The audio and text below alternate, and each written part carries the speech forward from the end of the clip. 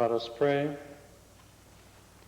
As Canadians and as Albertans, we give thanks for the precious gifts of freedom and peace which we enjoy. As members of this Legislative Assembly, we rededicate ourselves to the valued traditions of parliamentary democracy as a means of serving both our province and our country. Amen.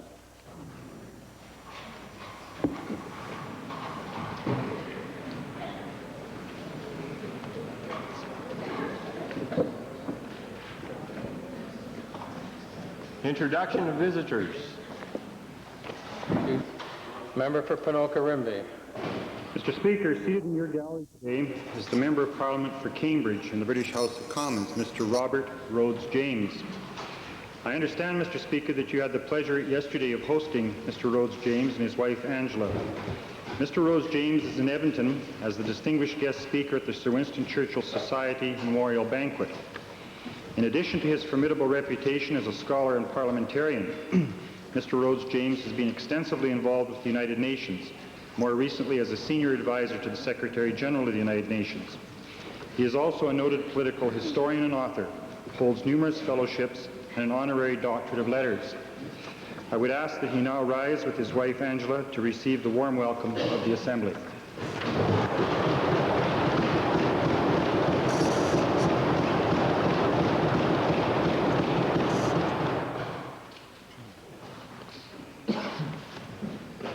Presenting petitions. Member for Edmonton Highlands. Thank you, Mr. Speaker. I'd like to present a petition signed today by all members of the official opposition New Democrat caucus present, requesting the government to sponsor legislation which would enable election of the Speaker by secret ballot by the members of the Assembly.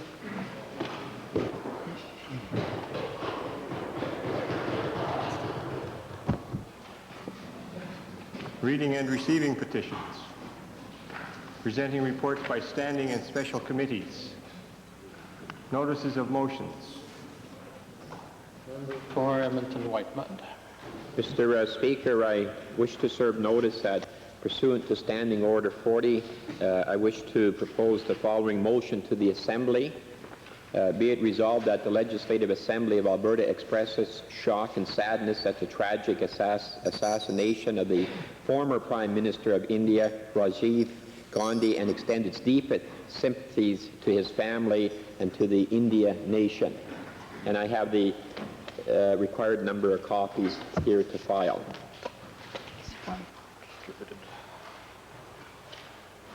Introduction of bills. Westlock Sturgeon.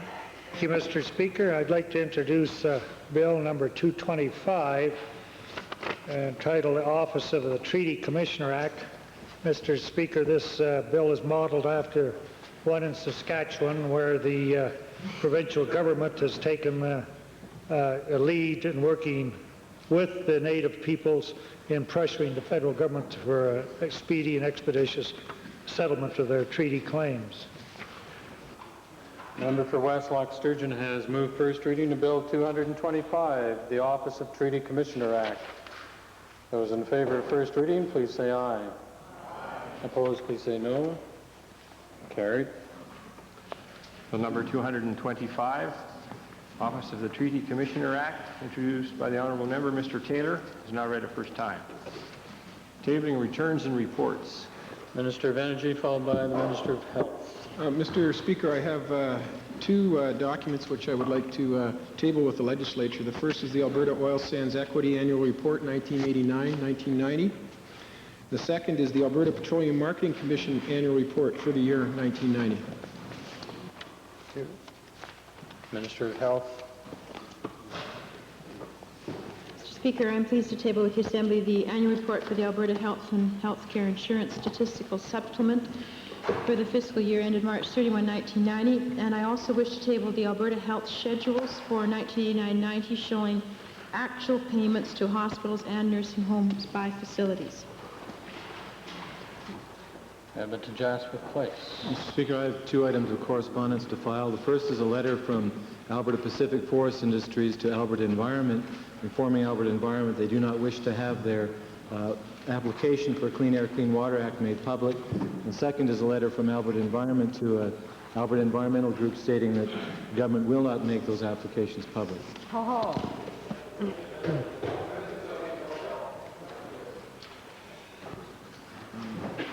Member for Edmonton Meadowlark.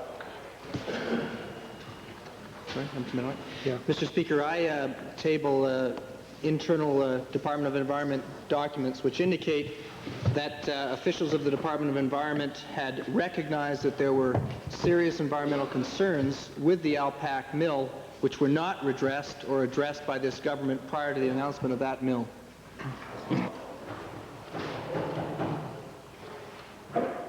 Additional. Introduction of special guests. The Minister of Family and Social Services.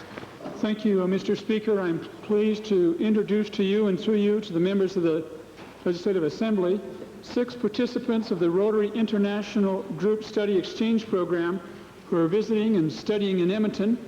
This Rotary Exchange Program, Mr. Speaker, allows young professionals to visit another country for 4 to 6 weeks to study its institutions and ways of life and observe their own profession as practiced in the host country. Hosted by Mr. Frank Reed of the Edmonton Downtown Rotary Club and led by Mr. Niels Bengtsson from Hammenhög, Sweden, are Christina Schodel, Lena Johansson, Charlotte Gissen, and Helene Felt from Sweden, and Anna Wyk-Sorek from Poland. I would ask that they all rise in the members' gallery to receive the warm welcome of this assembly.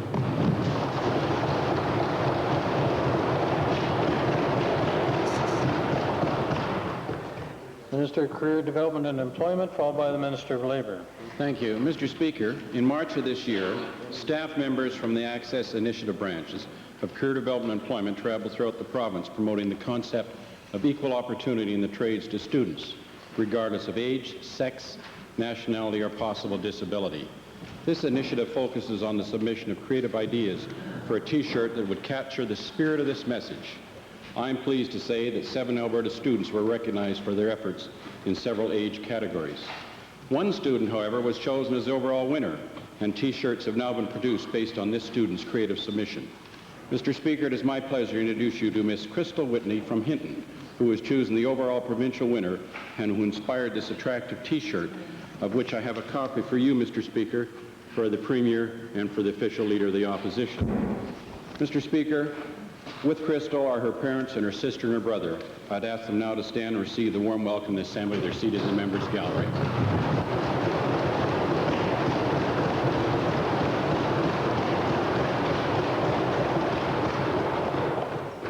Minister of Labour. Thank you, Mr. Speaker. It gives me great pleasure through you and through you to the members of the Legislative Assembly to introduce 82 members of the A.E. Cross Junior High School who are visiting us here from the fine constituency of Calgary West, and of course that is the town of what we are now calling the Calgary North Stars. They are accompanied by teachers James Shell, David Lee, Diane Tarabula, Janice Irvin, Joanne Bogdan, Al McDonald, and a parent, Angia Van Dam. I would ask all of you to give everyone the traditional warm welcome of the House.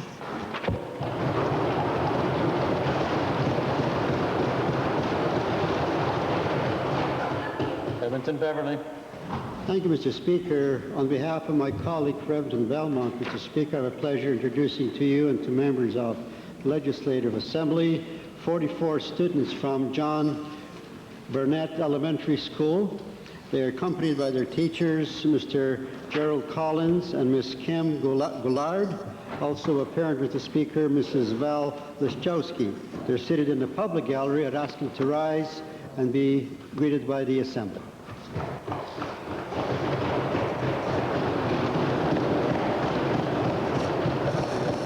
Edmonton Calder. Mr. Speaker, delighted today to introduce to you and to members of the Assembly 28 students from MacArthur Elementary School, which is located in the constituency of Edmonton Calder. They are accompanied by their teacher, Mr. Badger, and parent, Mrs. Crandall, and they are seated in a public gallery, and I would ask them to rise and receive the warm welcome of the Assembly.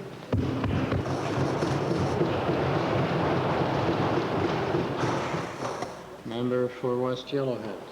Thank you, Mr. Speaker. I'd like to introduce to you and through you to the members of the Legislative Assembly, Mr. Don Johnson and his wife Betty Lou from Edmonton, and Carl Hoba and his wife Jo, and Yvonne Dubé from Hinton, and also Tom Roycroft, environmentalist from Hinton. These three of these people, Mr. Speaker, are injured workers from the contaminated fuel. And I want to thank the Minister of Occupational Health and Safety for meeting with them prior to the legislators sitting today. And I would hope that we get more than the promise, but a public inquiry to get to the bottom of this matter. Member, introductions are not really member statements, periods, honorable member. Did you know that? Additional? Thank you. They're welcome.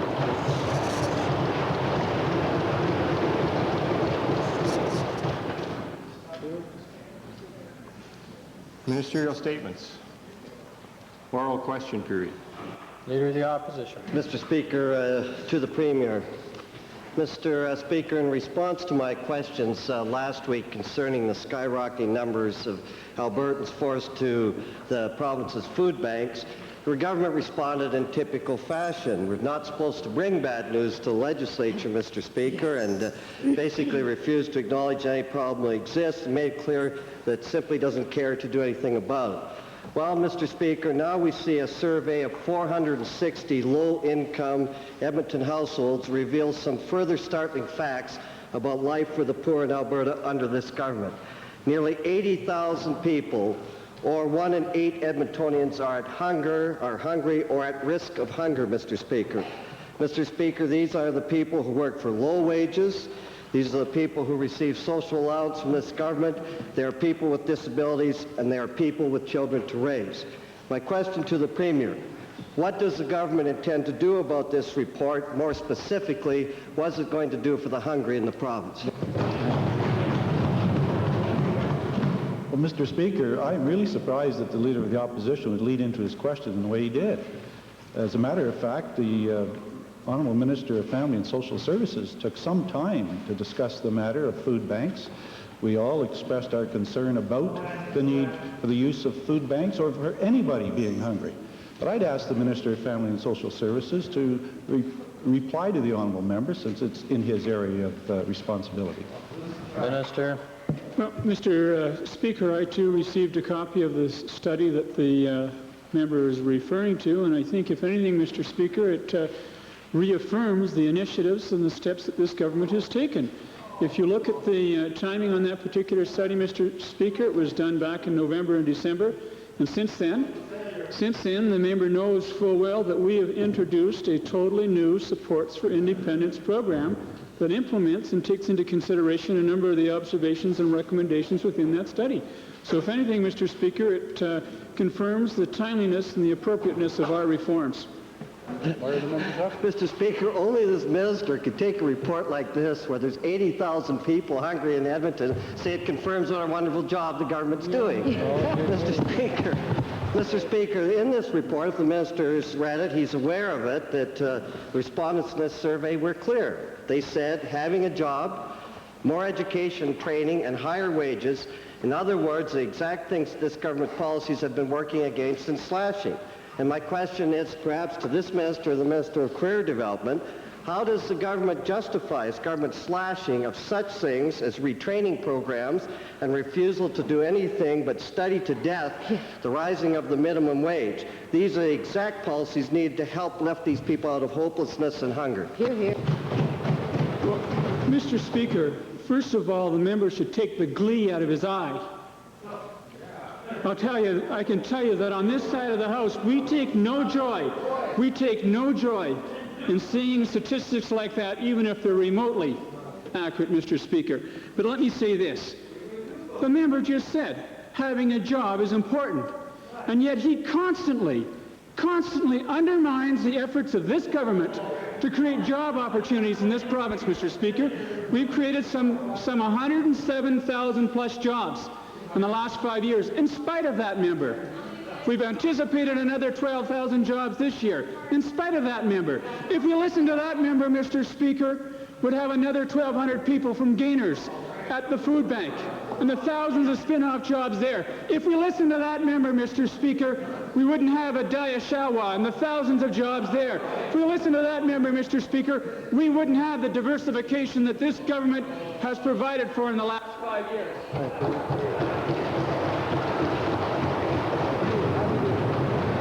You'll see glee in my eye when we get rid of you, so we can do something for the poor. That's when you'll see it. Mr. Speaker, the reality is that this document is a damning indictment of this government, and the minister wants to recognize that or not.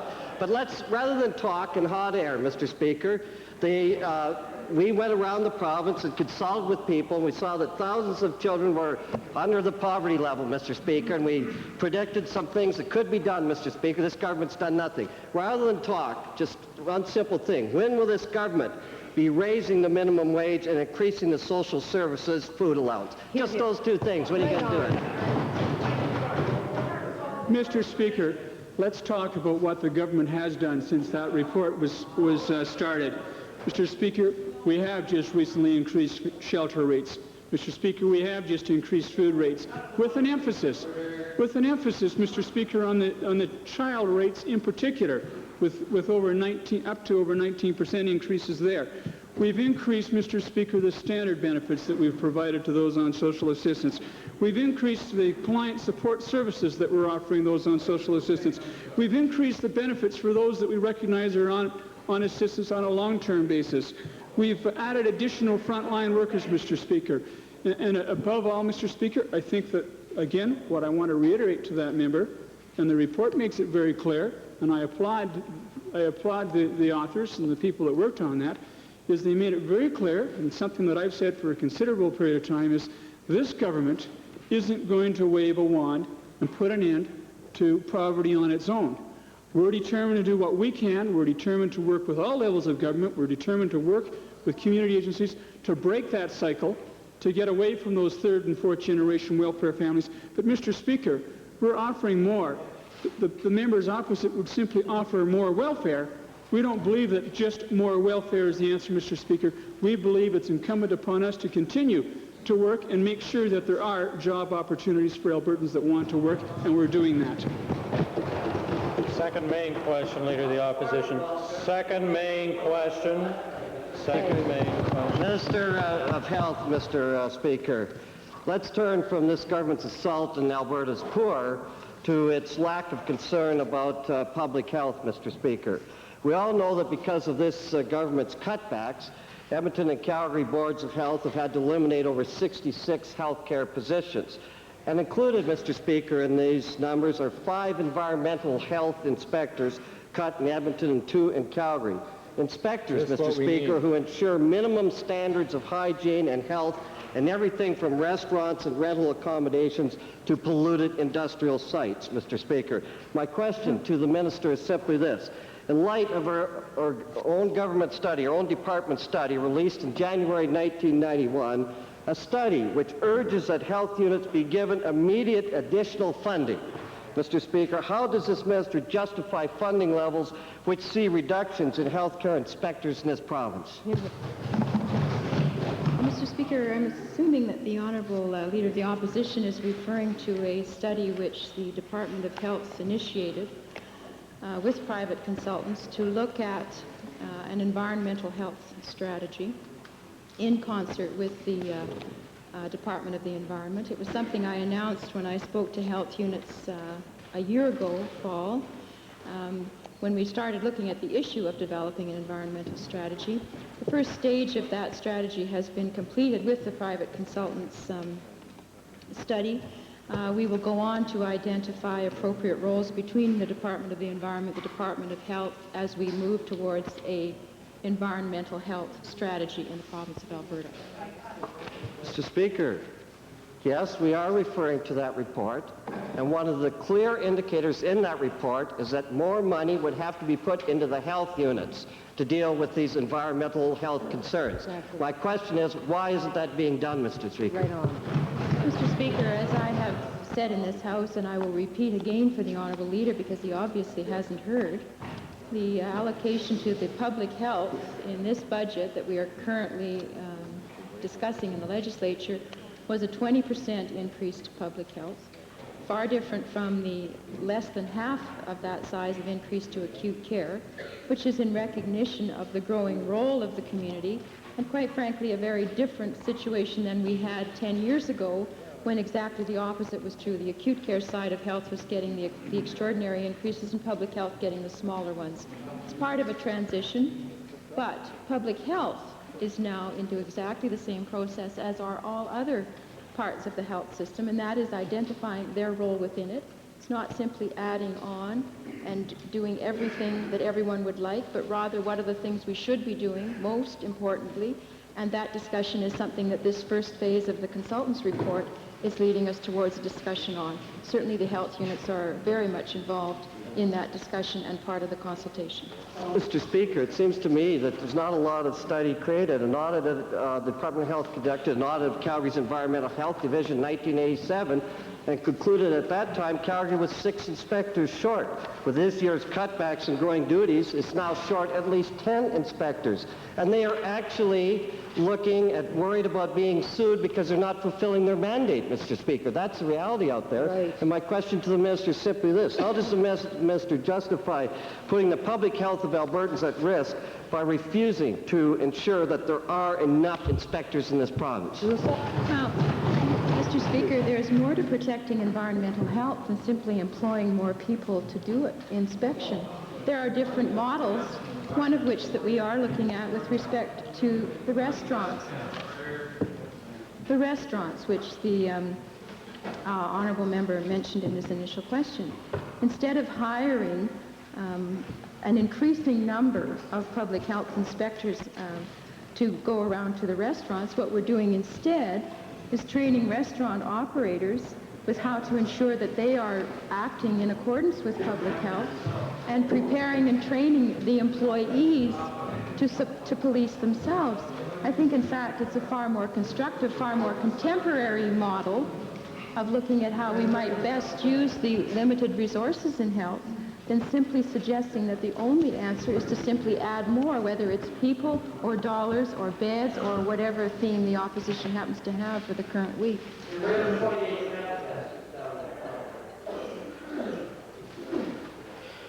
Edmonton Meadowlark.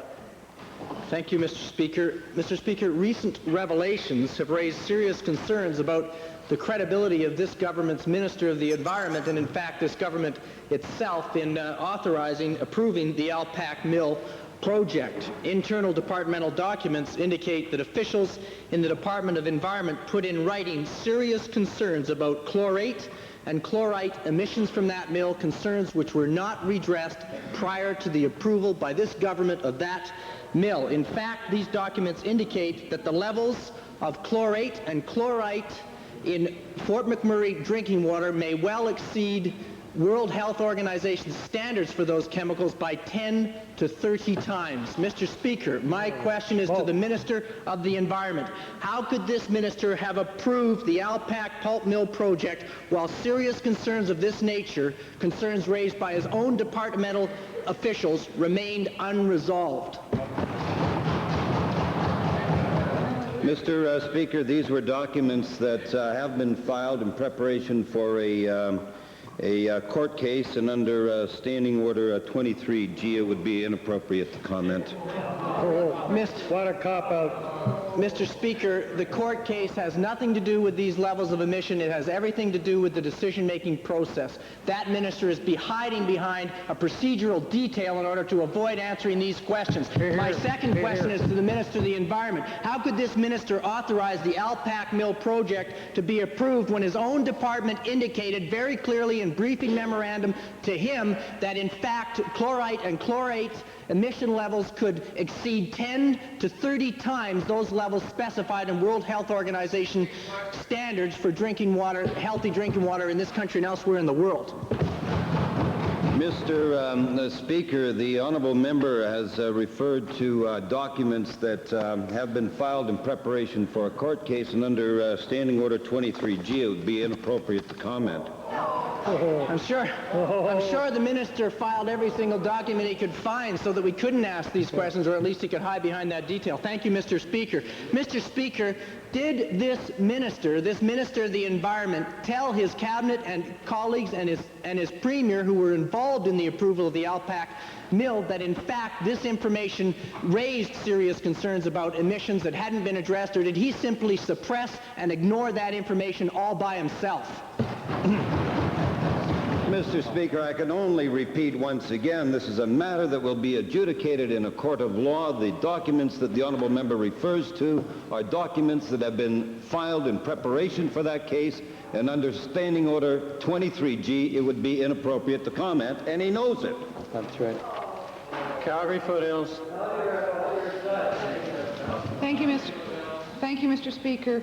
Alberta natural gas sales to California generate about $800 million annually to Alberta producers. Today, media reports suggest that the Minister of Energy has warned the industry that he will cut off gas exports. Could the Minister of Energy enlighten the Assembly as to whether or not these reports are accurate? Good question. Well, Mr. Speaker, appreciate the interest and concern expressed by the member for Calgary Foothills, and I should say that there is only one media account, Mr. Speaker, and that's the Calgary Herald, that suggested that we would in any way use our ability to stop flow of natural gas to California as a retaliatory measure. Mr. Speaker, my discussion with the media was to indicate to them our desire to extend the existing netback arrangement between Alberta and Southern and the producers and Pacific Gas and Electric. Mr. Speaker, as I indicated, my comments were in response to a question that asked whether Alberta natural gas could, in fact, if it stopped flowing, could the United States domestic supply make up that volume? And I indicated that no, it could not, that the United States domestic supply could not replace 1 billion cubic feet a day of natural gas. Mr. Speaker, I simply did that to indicate the magnitude of the reliance on the California market on Alberta natural gas, and did at no time suggest that we would cut off supplies under sound long-term contracts. Mr. Speaker, the article later said, and I quote, that we are not ready to stop supplies in protest, end of quote, and that is an accurate account of our position. Well, Mr. Speaker, in light of the misrepresentation in the media, I understand the minister recently returned from California and Texas and had discussions with regard to supply. And I was wondering if the minister could brief the Assembly as to what transpired in his meetings. Mr. Speaker, we did meet with the Texas Railroad Commission, who is the principal supplier of natural gas into...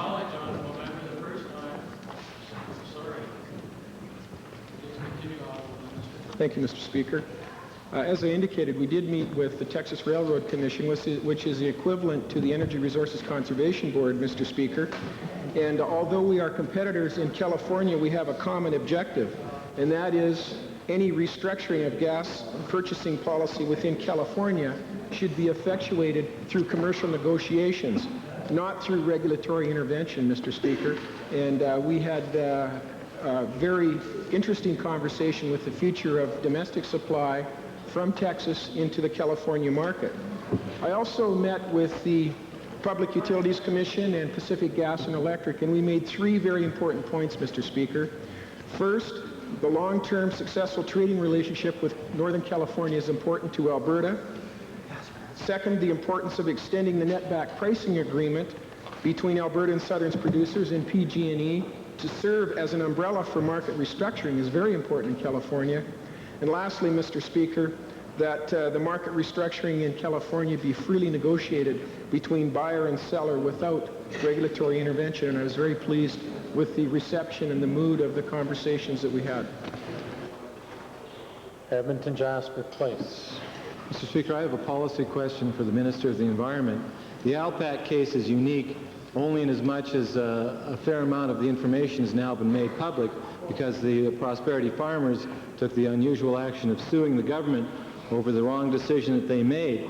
But what's emerged about the process is that the companies do all of the project evaluation, provide that information in confidence to the government, and then the companies release only that information that they want to. And my question to the Minister of the Environment is, does he now understand that you can't make project evaluation a private industry function unless you ensure that that information is available to the public with or without the permission of the proponent? Right along.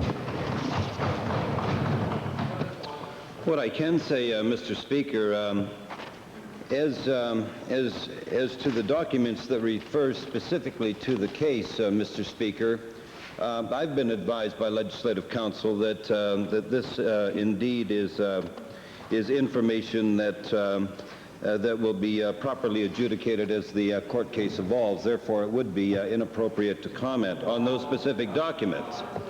And the honourable member knows this. He knows the rules of this legislature as well as anyone else under Standing Order 23G. With respect to the specific question relative to process, I can say that we have recognized that the environmental impact assessment process has to be strengthened. It's an evolving kind of thing. That's why it's proposed under the new Environmental Protection and Enhancement Act that we legislate EIA guidelines. That's why we have put in place the new Natural Resources Conservation Board, is to create a level playing field and provide a process to have these things properly adjudicated. And I think that we have gone some distance to put in place a process that will ensure that these projects are given a reasonable environmental, economic, and social impact study. Well, Mr. Speaker, that's 4 times now he's taken the 5th, in effect. Standing Order 23 says it's only disorderly to refer to court documents if any person may be prejudiced in such a manner by that reference.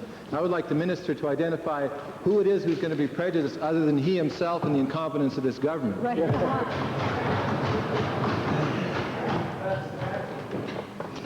Well, Mr. Speaker, Not a question.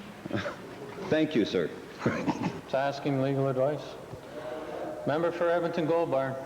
Thank you, Mr. Speaker. Mr. Speaker, the report of the Edmonton Food Policy Council interviewed 460 low-income Edmontonians living substantially below the poverty line about their food needs and their food security. Rather than doing anything about that report and the results of this devastating study, the minister's assistant deputy minister is challenging the methodology. How very condescending. If you don't like the message, kill the messenger. My questions, Mr. Speaker, are to the Minister of Family and Social Services. Let's find out about the reports from his department. Will the minister now table his department's studies on this very issue so that Albertans can scrutinize and determine the accuracy of those studies, just as his ADM is challenging these of the Edmonton Food Policy Council? How did you decide? What's your precious methodology? Mr. Speaker, I have no idea what studies the member is referring to. I'm referring, Mr. Speaker, to how on earth the department decided what was a sufficient food allowance for Albertans. Mr. Speaker, since the minister is always alleging that the monies allocated by his department for the food allowance are sufficient to meet proper nutritional requirements, would the minister now agree to attend a public meeting to listen to and to tell the single parents, the working poor, and those on social assistance how they can manage? Will you attend a public meeting? Mr. Speaker, I attend many public meetings and I meet with many groups right across this province, and I involved many Albertans in formulating the social reforms that we've just brought through, and I'll continue to do that, Mr. Speaker. Calgary Glenmore. Thank you, Mr. Speaker. There are many reasons that dictate the strength of the Alberta economy and the reasons for the success of economic diversification, and one is attributed to the North American Free Trade Agreement between the United States and Canada. And Canada West Foundation has released a study outlining the advantage of this agreement, and presently there are negotiations to expand the free trade zone to include the country of Mexico. Would the Minister of Intergovernmental Affairs, who's been involved in these negotiations, please advise the Assembly of the results of his recent visit to Mexico and to their leaders? Mr. Speaker, I returned late last night from Mexico from a two-day series of discussions with Mexican governmental officials and officials of Pemex, which is the state-owned petroleum producing company in Mexico. There's a great deal of interest in the negotiations proceeding. There's great hope on the part of Mexicans, as represented by the people I met with, quite large numbers of people, that this will continue to assist Mexico in really entering into the full economic opportunities provided by a market-oriented economy, and to permit the Mexican people to then raise their standard of living. It's quite an extensive series of discussions, but it involved the ministries of Commerce, Energy, Agriculture, and Pemex, and I believe from those discussions we have a much better understanding now as to the ambitions of Mexicans. I think they also have a better understanding of the goals of our government and the government of Canada in pursuing with them and the United States opportunities for liberalizing and expanding on trade. Glenmore. Would the Minister expand by outlining the specific opportunities there is for Alberta and for Alberta companies, and how Albertans will benefit? Mr. Speaker, the opportunities for Alberta obviously exist in the field of agriculture, where we are now expanding, particularly in the area of red meats, through export to Mexico of live breeding stock and cattle and swine. In addition, opportunities for expanding upon our oil seeds and cereal crops. I expect as well, Mr. Speaker, there will be a great opportunity in the field of telecommunications, since Mexican telecommunications system is really very much behind the time. But I am encouraged that there are many other opportunities as well for expansion of trade. And I believe strongly, as does our government, that when there is trade that is fair and free, prosperity will flow, and the standard of living of all countries that experience that will increase. And I'm pleased that Mexico has turned the corner, as they did in 1986 when they joined the GATT, and are now turning their backs on the state-managed socialist economy that had oppressed them for decades. Edmonton Kingsway. Thank you, Mr. Speaker. My questions are to the Minister of Economic Development and Trade.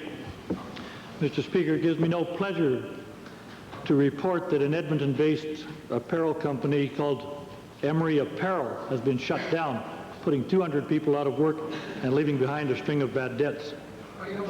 That didn't stop the company from, of course, donating almost $1,400 to the party coffers of the Conservatives in 1989. Given that Emery Apparel had a $900,000 guarantee under the Export Loan Guarantee Program, can the Minister tell Albertans whether any of that money was still outstanding at the time the company was shut down, and if so, just how much? Mr. Speaker, the honourable member for Calgary-Buffalo asked that same question about a week ago, and I answered it at that time, so if the honourable member wishes to consult answers, he'll see the answer there. The company had not shut down at that time. I think the people of Alberta deserve an answer. Last fall, 3 members of the Starko family removed certain assets from Emery Apparel, along with a $1.25 million VenCap loan, were able to set up a new company called Protective Apparel Incorporated. Given that Emery Apparel lost its protective clothing division to Protective Apparel Incorporated as a result of the VenCap financing, is the Minister satisfied that the formation of that new company did not contribute to the demise of Emery Apparel? Yes, Mr. Speaker. Edmonton Beverly. Edmonton Beverly. Thank you, Mr. Speaker. My questions are to the Premier. Last week, the Premier stated in this House that this government is not downloading onto municipalities. The fact is, Mr. Speaker, that since 1989, this government's action has caused the cities of Edmonton and Calgary to increase property taxes substantially, and the rural municipalities have had to make similar adjustments. My question to the Premier is this: how could the Premier justify his claim that there will be no tax increases in this province while he's cutting funding to local governments and leaving them the choice of no choice but to increase regressive property tax? Mr. Speaker, I'm surprised the honourable member would be raising that matter now, because the Leader of the Opposition raised it last week. At the time, he made some incorrect allegations, and I pointed out to him that they were incorrect. If the honourable member merely looks at Hansard, he'll find the answers.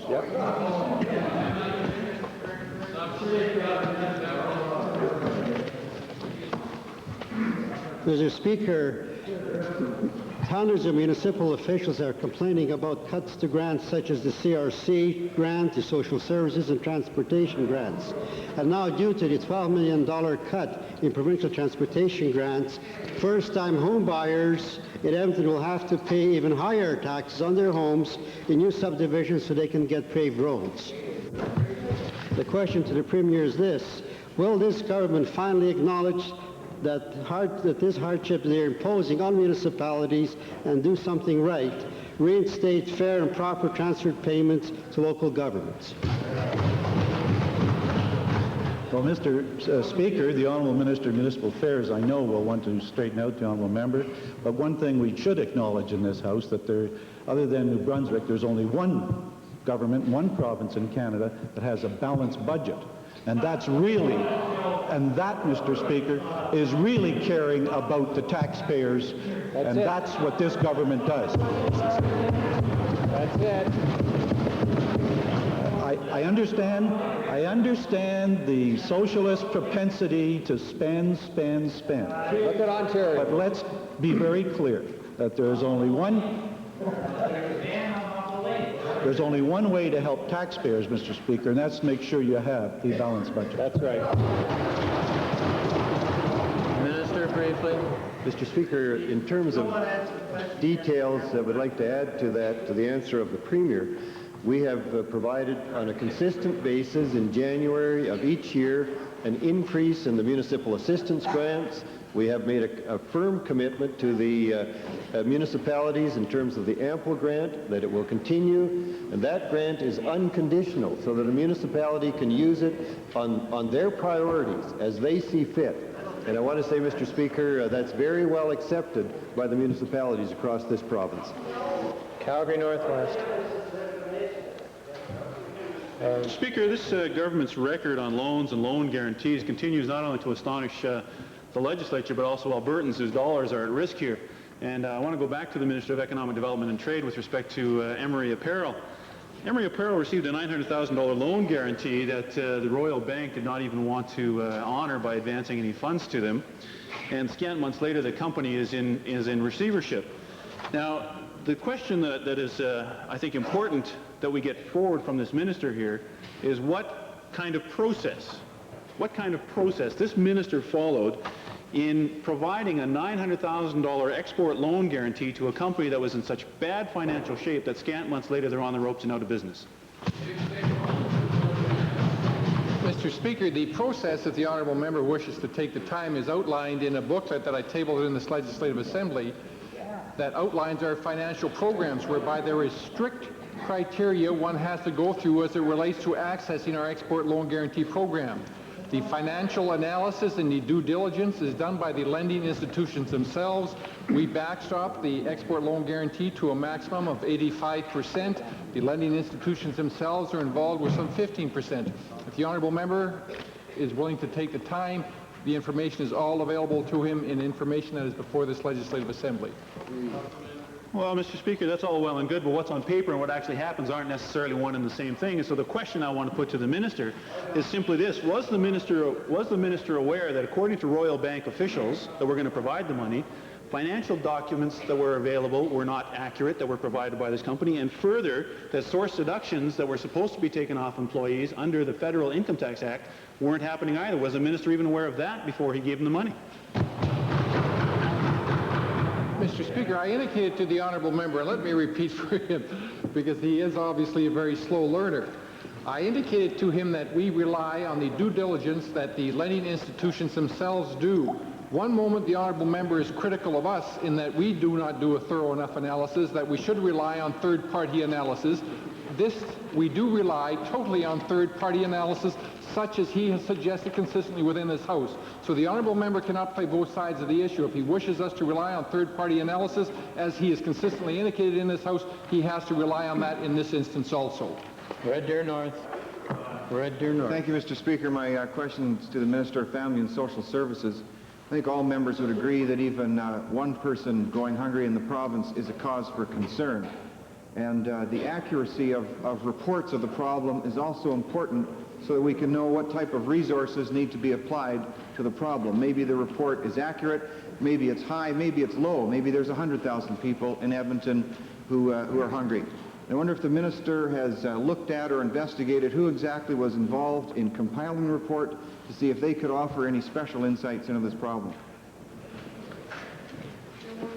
Mr. Speaker, certainly we have taken the time to look at the report. I personally have taken the opportunity to read it as soon as I received it. In reference to the statistics, there's no question that my officials have raised some question marks around the validity of the numbers that are being projected. But, Mr. Speaker, I don't think that's really pertinent. I think that what we have to focus on, Mr. Speaker, is that we have a problem in this province and that we have a problem in this nation. And that as long as there's a need for food banks, as long as we have a caseload of some 150,000 Albertans that are dependent on our system, as long as we have this cycle of poverty in existence, there's more work to be done. And Mr. Speaker, I can say that we're going to continue to work very diligently with groups like the Edmonton Food Policy Council. And the member asked specifically, Mr. Speaker, about the makeup of that council. I can't say that I know all of the individuals involved. I know some of them, and I am pleased that they took the initiative to do this kind of research. And I was particularly pleased, Mr. Speaker, to note that they involved social allowance recipients who know only too well the kinds of problems that are there. So we look forward to continuing to work with Mr. Speaker to solve these outstanding issues. Supplementary, Mr. Speaker.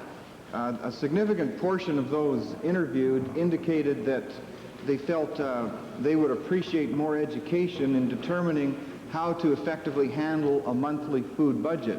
Now, I know that's only part of a possible answer, but I wonder if the minister is aware of whether in the community itself or through his department there are any programs in terms of assisting people from an education point of view in understanding how to handle that monthly budget, just as being one part of the problem. Mr. Speaker, the Supports for Independence program that we introduced last year does make some services available that weren't there in the past. There's no question that we are putting a greater emphasis on employment counseling. We're putting a greater emphasis on individual counseling. We're increasing the number of frontline workers that we have to be able to work with and counsel individuals. And yes, Mr. Speaker, there are some community agencies as well that are taking it upon themselves to provide additional supports and additional counseling. And I think, as I said all along, Mr. Speaker, and I was very pleased to note that this particular group reaffirmed what I've been saying, and that's again, Mr. Speaker, that it's not a problem that we can solve alone as a government. It's a problem that's going to take a coordinated effort, certainly amongst many ministries here, but also amongst all levels of government and community agencies. Edmonton Avenue. Thank you, Mr. Speaker. My questions are to the Minister responsible for Family and Social Services. Mr. Speaker, we hear repeated calls by the Alberta Council of Women's Shelters for government funding to cover 100% of basic emergency services so that shelters fundraising can focus on providing services to the 87% of children in shelters who have been targets of abuse, a majority having been subjected to sexual abuse. Mr. Speaker, my question, inasmuch as the government is not providing core funding, what programs is the minister going to put in place to treat these children so they themselves do not grow up to be perpetrators or victims of abuse? Mr. Speaker, a couple of questions there that I'd want to address. The first one raised relates to core funding for basic programs. We have had some discussion around that with the Council, Alberta Council of Women's Shelters. We're currently working with them to establish once and for all very clearly what basic funding should and will be, and we're committed to doing that, Mr. Speaker, and I hope to be able to finalize that in the coming months. As it relates to supports for children that need counseling, I can only say, Mr. Speaker, that as a ministry, we spend some $167 million on child welfare services, and we're going to continue to offer some of those supports through that process. We spend another $35 million through FCSS. There are some programs that address that. The Minister of Health has announced recent initiatives in terms of mental health supports. Mr. Speaker, again, a partnership effort, which is so often the case. Mr. Speaker, my second question to the minister. Children who are sexually abused by someone not living with them also require treatment, although they are not in need of protective services under the Child Welfare Act. Parents of these children are not able to access government fee-for-service funded treatment because the department does not consider these children within its jurisdiction. Mr. Speaker, my question, in view of the fact that these children do need treatment and that parents often cannot afford the cost of therapy, what initiative does the government propose to meet the needs of these children and their parents? Well, Mr. Speaker, the Minister of Health might want to supplement my answer, but again, as I've pointed out on many occasions in this Assembly, there are counseling services that are available to the children as described by the member. There are community agencies that are providing those services as well. A number of them do have a sliding scale as it relates to their fees for services to make sure that it is available to, in particular, low-income Alberta families that might otherwise not be able to afford it. And as I say, I know the Minister of Health has announced some recent changes as it relates to Alberta mental health. Westlock Sturgeon. Thank you, Mr. Speaker. My question is to the Minister of Agriculture. In March the 18th, the Minister, in answer to a question from me about the obvious discrimination against farm wives when applying for loans or disaster assistance through Agricultural Development Corporation, said that he will be pleased to hear, I would be pleased to hear that the Agricultural Development Corporation Board of Directors currently reviewing the issue that he identifies. That was followed a day later, Mr. Speaker, by the Minister in charge of women's issues who said that I know that the Minister of Agriculture is in consultation with a great many people, including myself. I've had discussions with the Minister of Agriculture and that I know that he has the matter in hand that is under review. Now, this was 2 months ago, which even knowing this minister's glacial speed at reaching decisions should have been enough. Could he tell us, to inform the House now, whether the Agricultural Development Corporation will be treating men and women married that are in full partnership as partners rather than as a single unit? Mr. Speaker, if the honourable member watches the announcements over the next few days, I think he'll get his question answered quite clearly.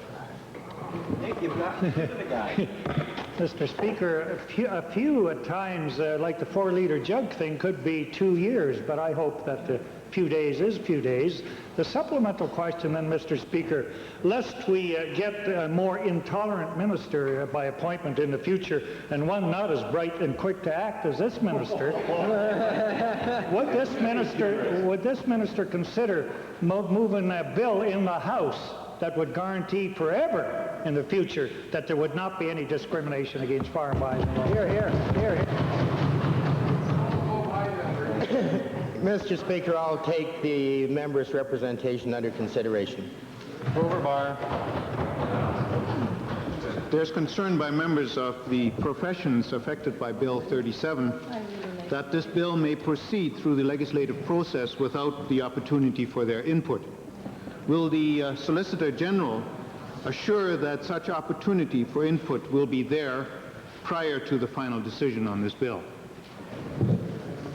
Mr. Speaker, in the presentation or introduction of Bill 37 by the honourable member from Calgary-Glenmore, it was indicated at her introduction that, that there was being a task force struck from the Health Disciplines Board to address the concerns of the professions of eye disease and glass prescriptions.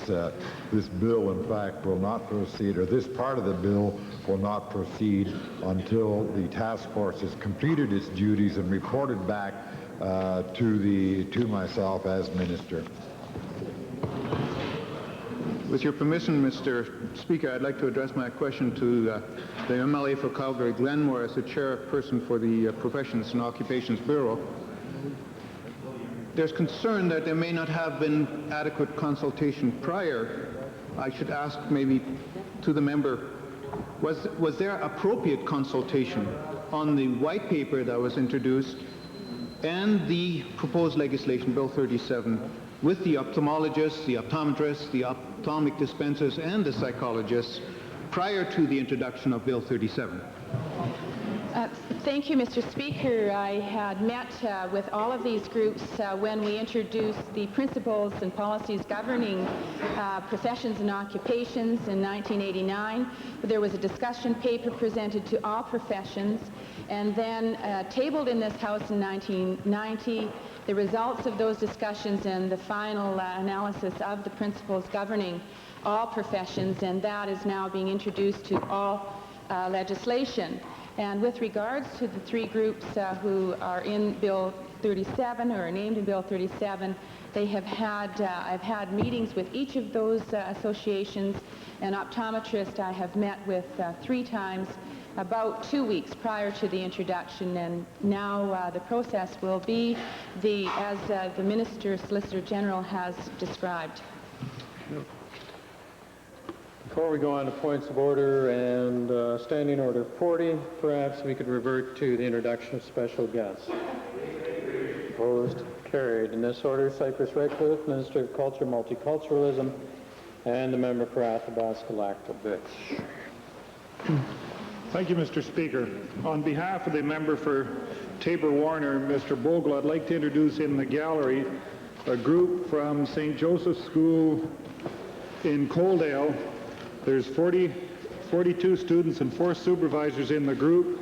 Mr. Gary Salier is their teacher in charge. I'd like him to rise and receive the warm welcome of the Assembly.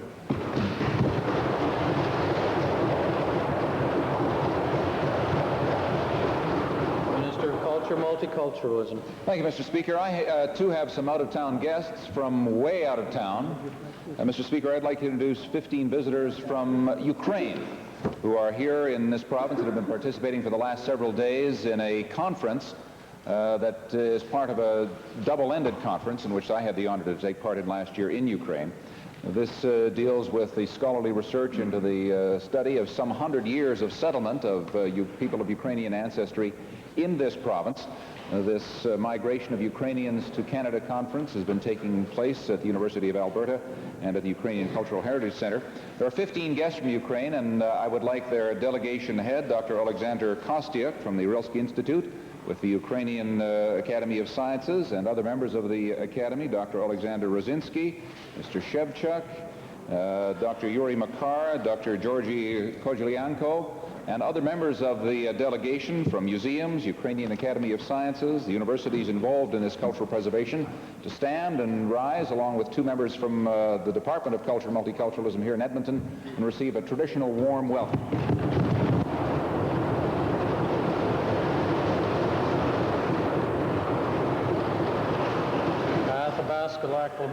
Thank you, Mr. Speaker. I'd like to introduce to you and through you to the Assembly 5 AVC students from Smith.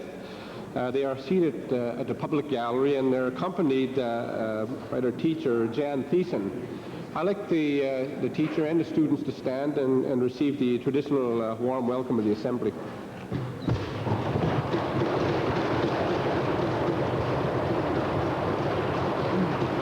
Edmonton Beverly.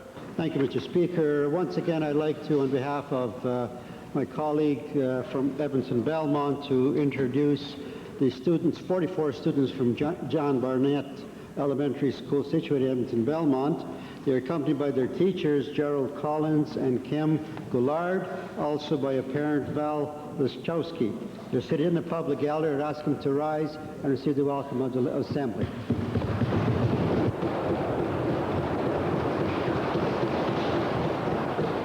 Point of order, question period, Westlock Sturgeon. Thank you, Mr. Speaker. My question, or my point of order, is with reference to the question asked of the Minister of Energy by the member from Calgary Foothills. And it's under 408B and also under 409-10. 408B says that a question should not inquire whether a statement made in a newspaper are correct. And 10 says a question ought not to refer to a statement made outside the House by a minister. Well, normally, Mr. Speaker, I wouldn't pay much attention, but this was so obviously planted by the Minister of Energy to get back into the swim of politics that I thought I should raise the item, because if we continue with this, Mr. Speaker, it could cause a feeding frenzy amongst the backbenchers, and we'd have this type of question day after day. Minister of Energy. Mr. Speaker, I have before me Beauchesne's parliamentary rules and forms, and the member for Westlock Sturgeon has cited 408B, and in 408B says that questions should not inquire whether statements made in a newspaper are correct. Well, first, Mr. Speaker, the member for Calgary Foothills did not inquire as to whether the information in a newspaper article was correct. I pointed out to the member that the article was incorrect, Mr. Speaker, so it was not the inquiry of the honourable member. Second, Mr. Speaker, if you go on to 409, subsection 3, it says that the question ought to seek information. Subsection 4 says it ought to be of an important matter and not frivolous, and the matter ought to be of some urgency. Mr. Speaker, since the member for Westlock Sturgeon has moved out of Calgary, I can tell you that on those accounts, he has lost substantial touch with some matters of extreme urgency and importance to this province, and that is $800 million a year of natural gas trade with California, Mr. Speaker. That party, Mr. Speaker, the Grits over there, Mr. Speaker, have from time to time expressed concerns about jobs in the energy sector, and today he stands up and makes a point about a vital gas trade, Mr. Speaker. 40% of our export market is under attack by regulatory authorities in California, Mr. Speaker, that could result in the deterioration of millions of dollars of revenues and billions of dollars of take-or-pay liabilities through regulatory action, Mr. Speaker. For that member to sit there and suggest that this is not an urgent matter and it is frivolous shows just how out of touch that party really is, Mr. Speaker.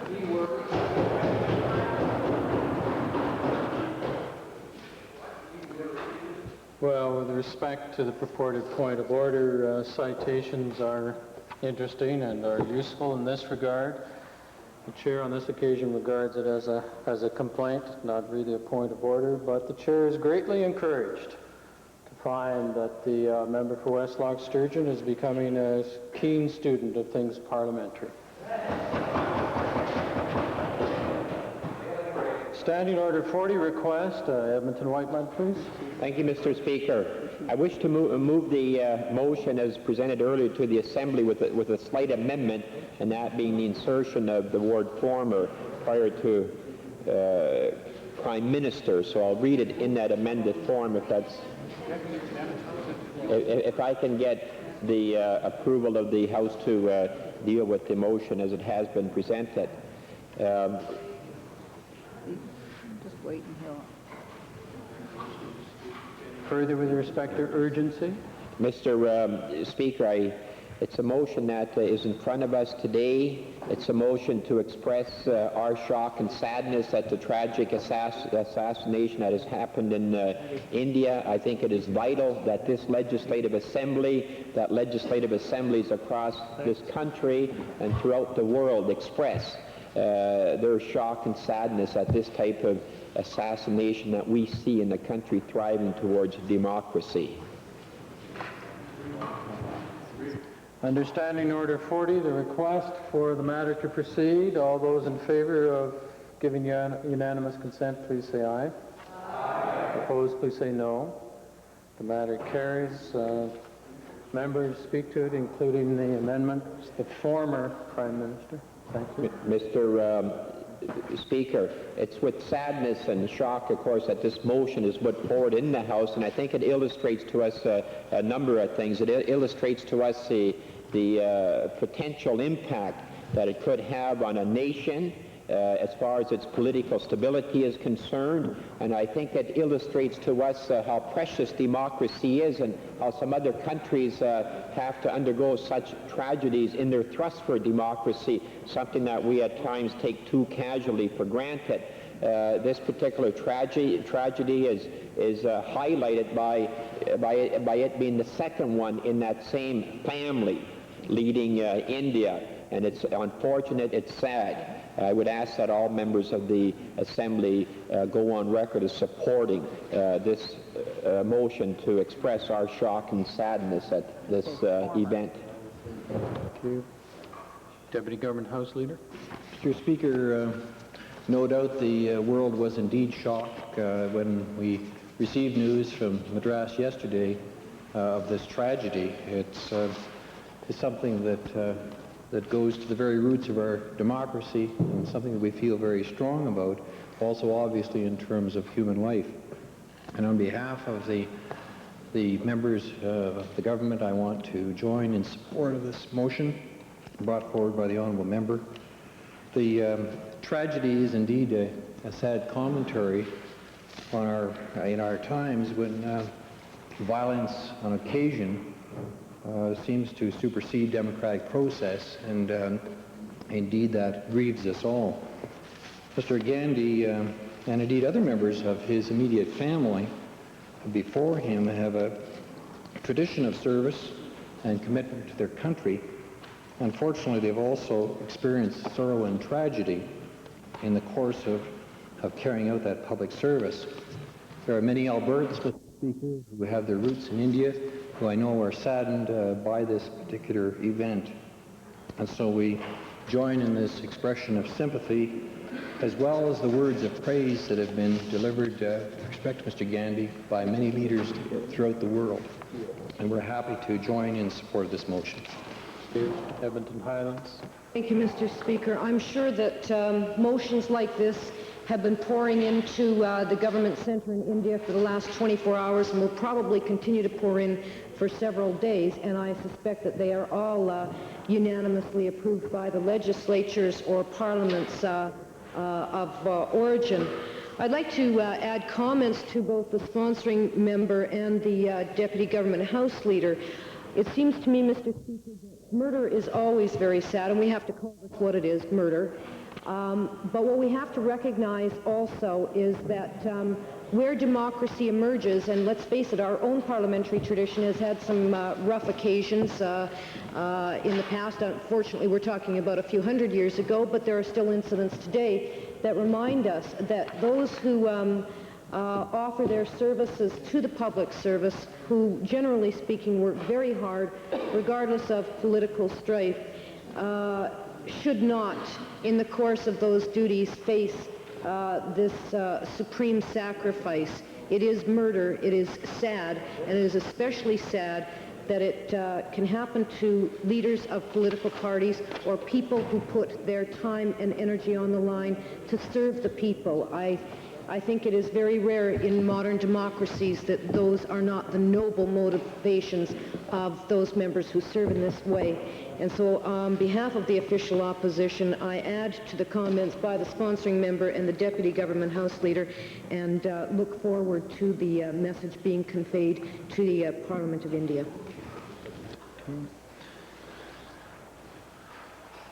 All those in favor of the motion, please say aye. Aye. Opposed, please say no. Let the record show the motion passed unanimously. Orders of the day. Committee of Supply.